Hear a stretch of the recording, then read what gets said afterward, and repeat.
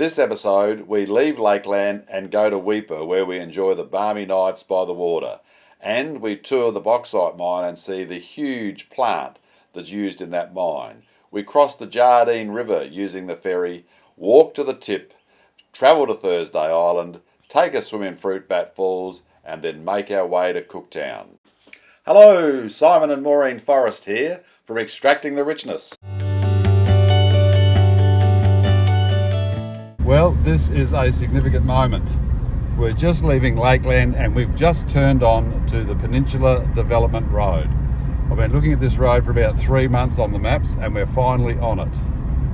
Here we go. I think it's sealed all of today until we get to, I think, Archer River Roadhouse is where we're heading today. Here we go. This is one of a series of videos we've made about our trip from Adelaide to the tip of Cape York and return. If you want to make sure you see them all, best thing to do, see that subscribe button below, hit it now. Okay, let's go. On our way to Laura, passing lots and lots of acres of banana trees. Yesterday we drove from Lakeland to Cowan. We were going to drive to Archer River a bit further on, but the road that we were on yesterday we found more corrugated than we were expecting, so we had to travel somewhat more slowly. In fact, we deflated the tyres twice yesterday and it made a huge difference to the comfort of the ride and the impact on the vehicles, both the ute and the caravan. We got into Cowan last night, stayed in what's called the Cowan Roadhouse, which is at the back of the pub. That was quite good. It would cost us $30 for a powered site. We are on the road again this morning to Archer River Roadhouse and then to Weipa, and the road this morning has been really quite good. The corrugations aren't anywhere near as bad, and of course our tyres are deflated. So the next stop is Archer River Roadhouse. There are lots of little creek crossings on this road, some a bit bigger than others. This isn't very big, but when you look to the right or the left you see usually the most beautiful scenery.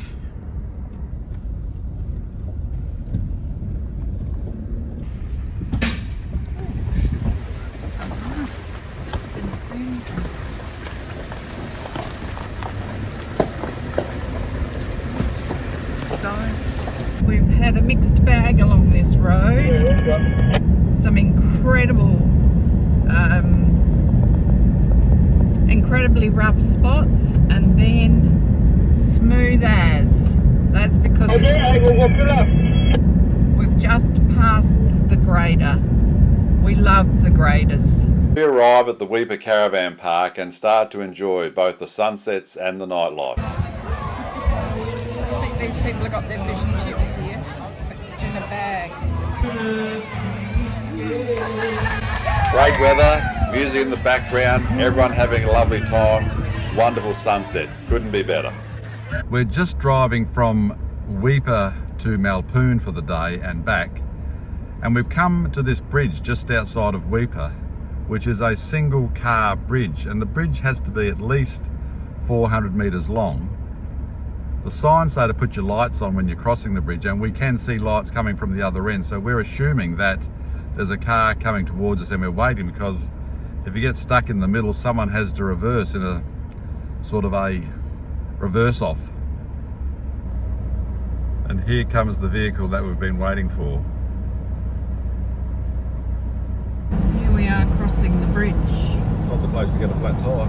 Oh, here, see, there's a point. There's a point. Okay. Okay, we've just discovered a point where two vehicles are crossing. One can go into that block point, but they don't tell you that at the ends. Driving between Weipa and Malpoon, come across a train which we assume is carrying bauxite. Got another stop sign with all sorts of vehicles crossing in front of us. I missed two huge vehicles. Haul trucks. Haul trucks. We're at Ladhu, LADHU crossing on the south side. So they must identify the crossing by the south Here and the north comes side. another huge vehicle. Here he comes. I think this one's just full of earth. They're making a road here, I think. Oh my God, look at the size of that. Another one from the left. Look at the size of the wheels. Yeah. I think it picks it up. Oh my God.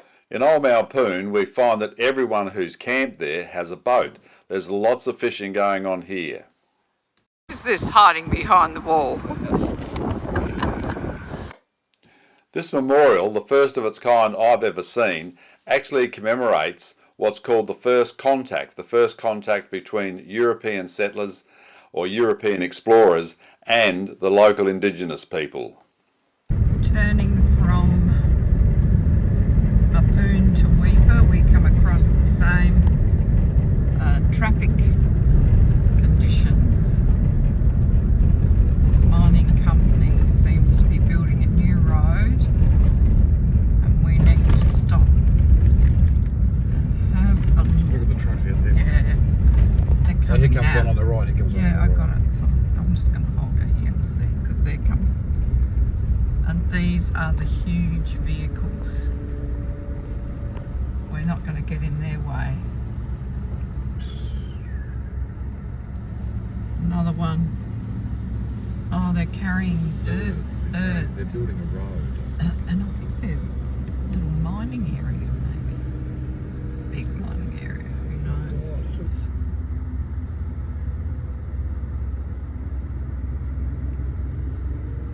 Here we go again. We've got a single lane bridge. We can see a car ahead, so we're waiting. But we do know this time that there's a little area. Block It's point. called a block point that you can just pull into and let the other person go. We're about to pass the block point where you can pull in and let another vehicle go through. When we return to Weipa, we decide it's time to have a drink. And the tavern is a pretty comfortable place to have a drink on a balmy afternoon. Later that day, we decide it's time to taste the barramundi fillet served up by the Barramunchies Cafe. We've booked onto a tour of the bauxite mine, and the starting point is again the Barramunchies Cafe. Of course, we're on a mining site, and so safety is the first priority. This tour is designed so that the participants never leave the bus. Last year we were in Port Hedland, and there are some striking similarities. First of all, the size of the vehicles, the size of the plant, always amazing. Secondly is the non-stop motion of the whole organisation. Nothing ever seems to stop. Every second counts. Notice the bucket above the vehicle ready to drop it in as it arrives. The bucket actually drops its load, or starts to drop the load, before the haul truck finishes reversing. That's how critical time is. They are enormous vehicles. The truck's empty now.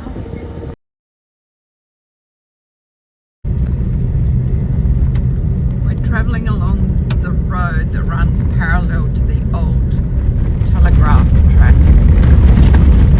The road is reasonable if you keep at about 60 to 70 to get over the corrugations. Weather, not really what we were expecting up here. Has been cloudy for several days, and this morning we have drizzle as well. However, when you're outside away from air-conditioned comfort of the car, you get very sweaty very quickly. Anyway, here we come. We're getting closer to the tip. We have just bought our ticket to the Jardine River crossing ferry. Got to stick it on the windscreen. There's about 2 cars in front of us, and away we go. Where next? What's the other side like with angles? Down he goes and up he goes. Here we go. I've always been a bit anxious about doing this because I'd read that the dip between the road and the ferry is quite severe, and it proved to be a little bit that way. We're up.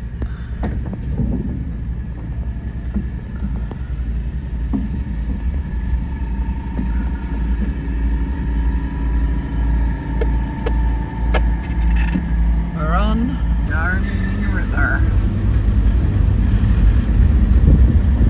Quick trip.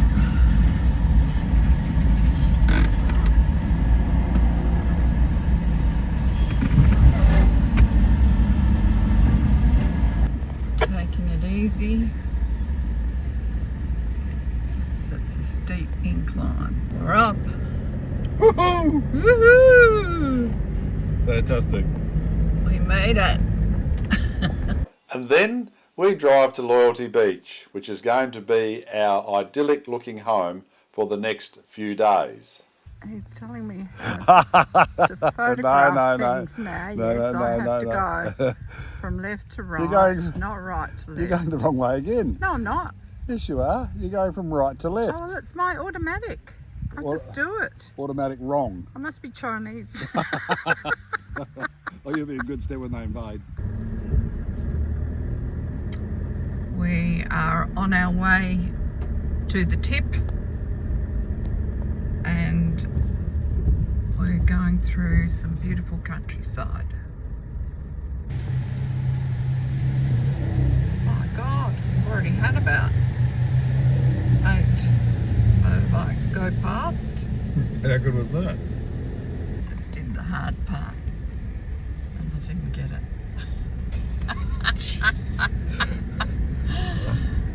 I hadn't quite turned it on. Thankfully there's some pullover areas. Let you through.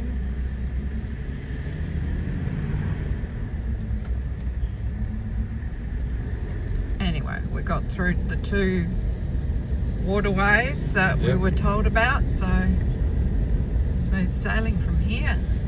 Oh, I never count our chickens. Okay, we won't do that. A bus will get you.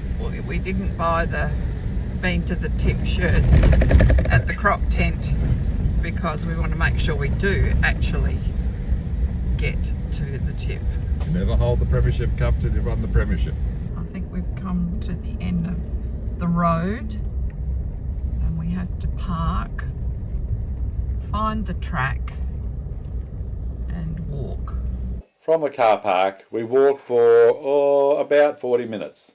It's uphill and it's reasonably rugged, but there's no rock scrambling, so we're okay. The scenery is pretty good. We made it.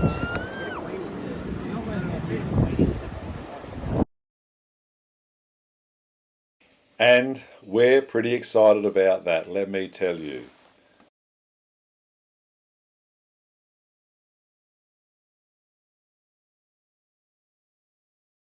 Now, what we didn't realise, that the group of people we'd sort of loosely walked from the car park with had, in a way, been keeping their eye on us for reasons which will become obvious later in this video. Well, we are just leaving the tip, and it's quite an emotional moment in some ways.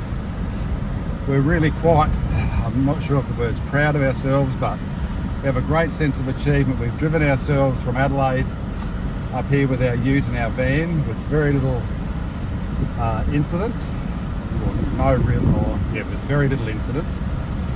And then today we have walked out, climbed up the hills, down the hills, which was a little bit difficult for us, and got to the tip of Cape York. Quite a moment. We must be showing our age because so many people on the way were watching us saying, oh, you two are doing a great job. In fact, one woman then came up and gave us a great big hug. She was so proud of the fact that we got there and back, so clearly starting to show the onset of years, but we made it, and I think we feel quite good about that. What do you think, Morsey? Absolutely. So we have stood at the northernmost spot on mainland Australia. For some reason it felt like a big achievement. I'm not really sure why, because it's just rocks and a sign, but for some reason it seems special. Yeah, it does. Now we're going to do what all the tourists do, go back to the croc tent and buy some memorabilia that we can keep and stick around our house and our vehicles. So that's the end of it. Tomorrow it's Thursday Island. Another iconic spot, we think. We'll wait and see tomorrow. On the way back from the trip to the tip, again we see horses, heaps more of them this time. They just are in abundance in this area. Oh, there we go. You are joking. The creek crossing. Yes, I can't even see the creek. There it is. Cooey, it's been stirred up quite a bit. And lots more vehicles have been through it today. Here we go. Oh. Ah, no.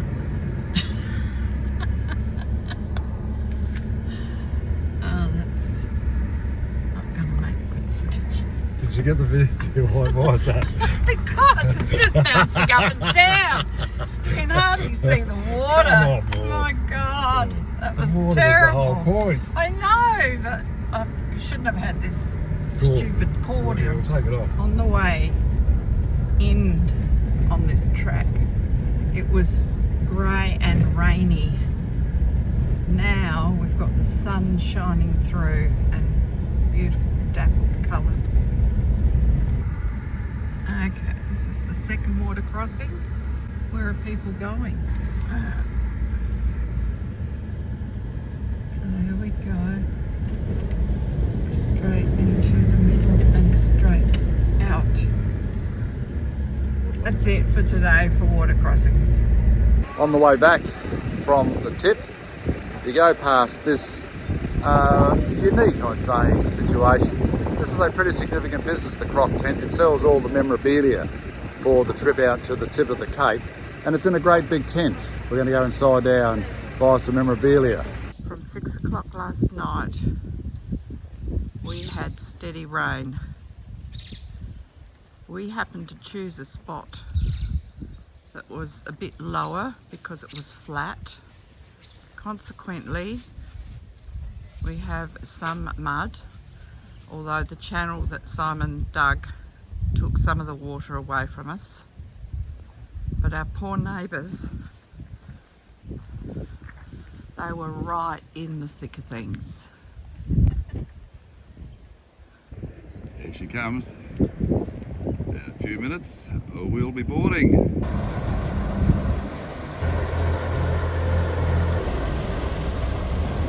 We take the ferry to Thursday Island, and then when we arrive, we take a walk around the community.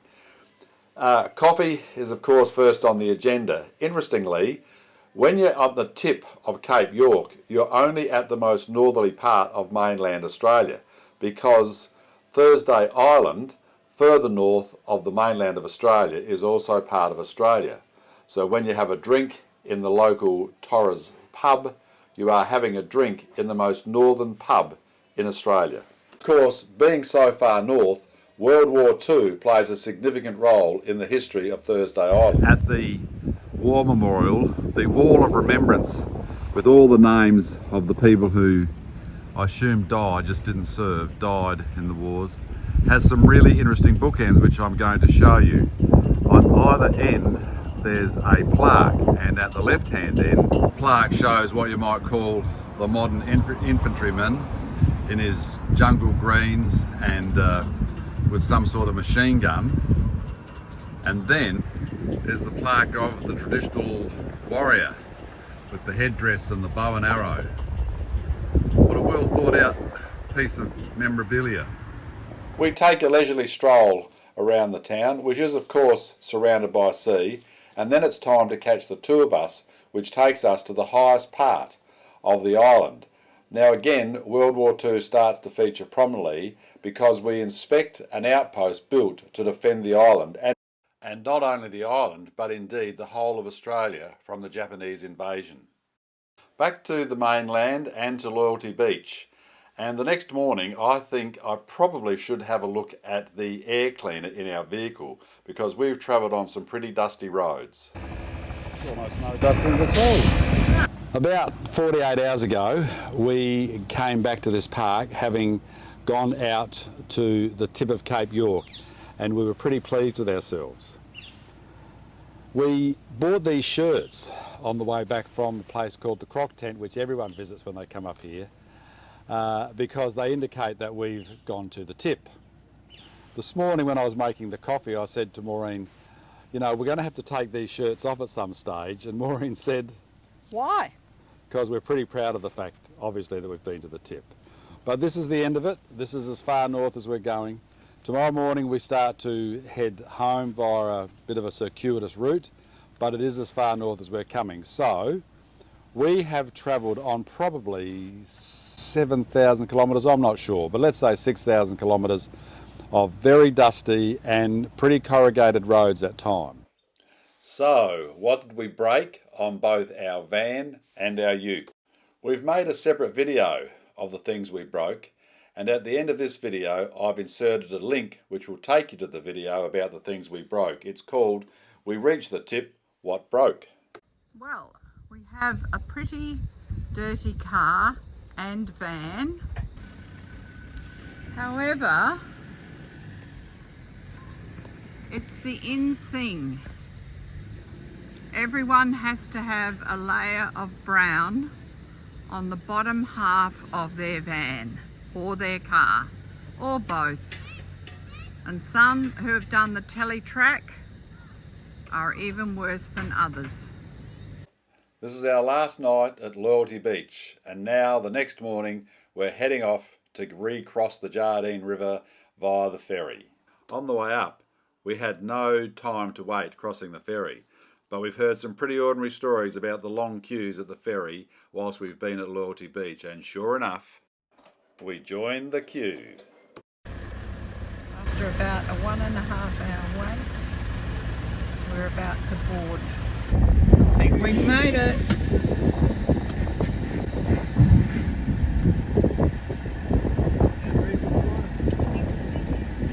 And this is the lineup of people waiting to go back onto Cape York.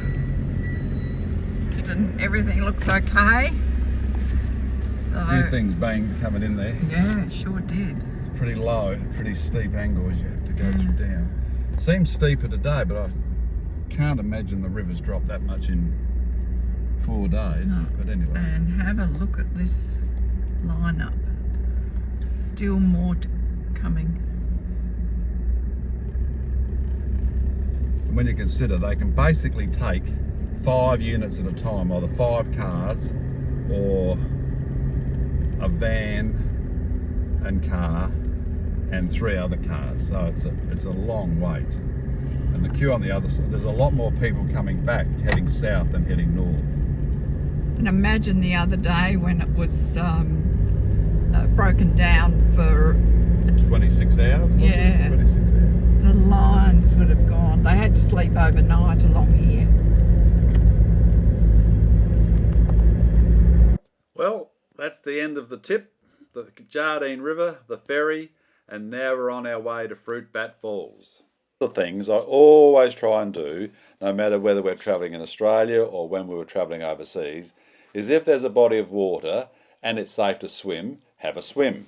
Fruit Bat Falls was no exception. Me, under the white hat, galloping into the water. It's a great place to have a swim, and there's nothing like the sensation of swimming underneath a waterfall, no matter how small. Watch this.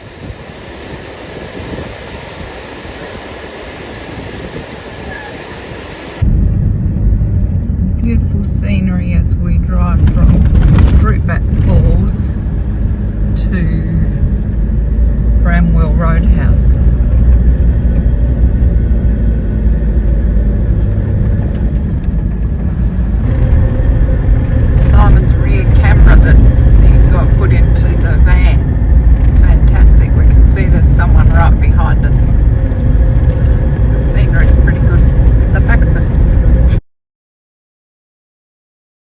We pull into the Morden Telegraph Station as we did on the way up and spend the night there. It's a great place to camp. Things you have to do when you're out camping. How you going there, Si? Very good, we're in great view, beautiful view. And neither leg's broken at this stage. The caravan Filter. wasn't quite working as well as we thought. Well, it has been, Yeah, till it clogged up. Righto, that's done. he had to Rush. climb up the ladder. Risky life and limb. Yeah, far out. Pretty tricky. Now it's putting it back on. It's on? Oh, speedy. Don't go too fast. And hopefully all the screws are still there Great faith. and haven't rolled off. No, all good. Just one of the many jobs required when travelling. A seasoned traveller. We've taken the road through the Lakeland National Park to get to Cooktown. The road has been surprisingly good, except for some very bumpy tracks every now and then, and a couple of water crossings, but they've been fine. We both have a thing about red dirt. It's got its own beauty up against the green.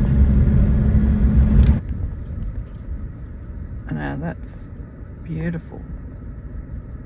Some of the vegetation is changing, getting a few more palms along the way, because this road sort of takes us over towards the coast near the Daintree. Maureen has very simple pleasures in life, provided you can make her espresso coffee in the middle of nowhere. In this case, at a stopping point called New Laura. She's very happy. She carries her own barista boy with her. Here we go. Across just past Old Laura. Not very deep. Very gravelly.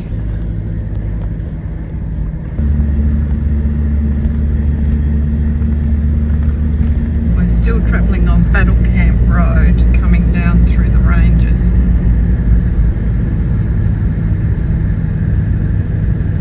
We're heading to Cooktown. At long last we have asphalt.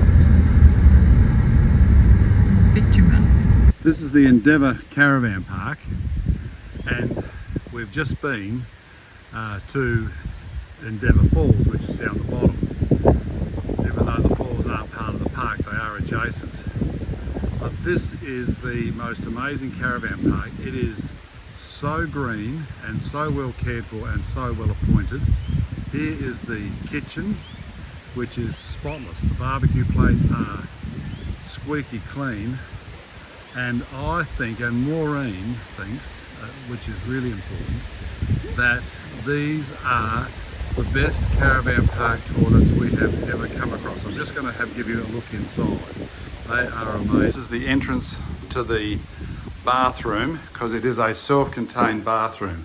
Here's the shower alcove, and around to the hand basin, which has fresh soap, fresh toilet paper, fresh towels, folded toilet paper a la hotel style, and of course a toilet pan. It is spotless. You could not ask for more. This is as good as home. Within about 50 metres of where we've got our van parked at the Endeavour Falls Caravan Park is this entrance to Endeavour Falls. So we're just going to go down and take a little look. We can hear the beautiful sound of the water dropping over the falls now. So here we go down here. Maureen said we should have bought our sticks just as I nearly fell over. No, it will be good. So we're going to walk down that path, down to the falls down there. What I like about this place is that the falls are so ruggedly beautiful and yet so easily accessible, which is unusual. Often you have to clamber over rocks to see something like this. We use the Endeavour Falls Caravan Park as a base to travel to a couple of places, one of them being the Hopevale Arts and Culture Centre, where Maureen, as usual, has this wonderful conversation with the local artist and purchases some pieces of art. We're at Elm Beach and we're about to do a 20-minute walk to have a look at the coloured sands. Sand hills around here are pretty good. On the walk, we passed this rusted out relic, which is a good advertisement for always use fresh water immediately after taking your car through salt water. We continue along the beach and eventually come to these sand hills with the sand strikingly different colours in very small patches. It's not like there's great big areas, they're very small patches of various coloured sands.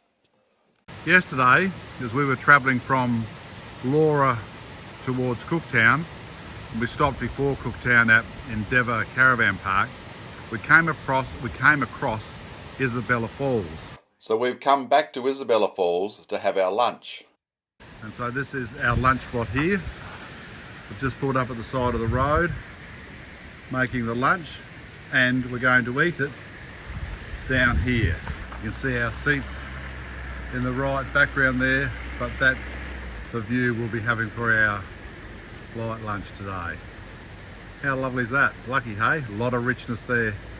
Isabella Falls, so peaceful, so beautiful, so tranquil, and so easily accessible. Once again, we've just turned off the road a few metres back and pulled up along the side of that water. Unbelievably accessible.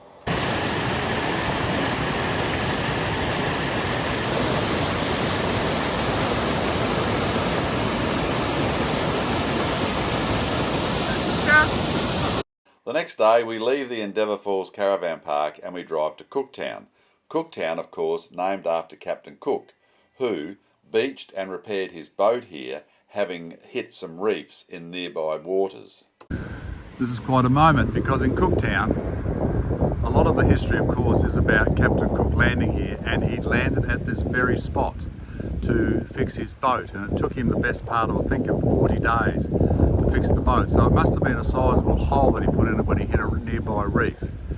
But this is like those moments that we've had when we've stood next to Mozart's manuscripts that he personally wrote, when you see something that someone so famous so many years ago has been in that very spot, and here we are today. An amazing feeling.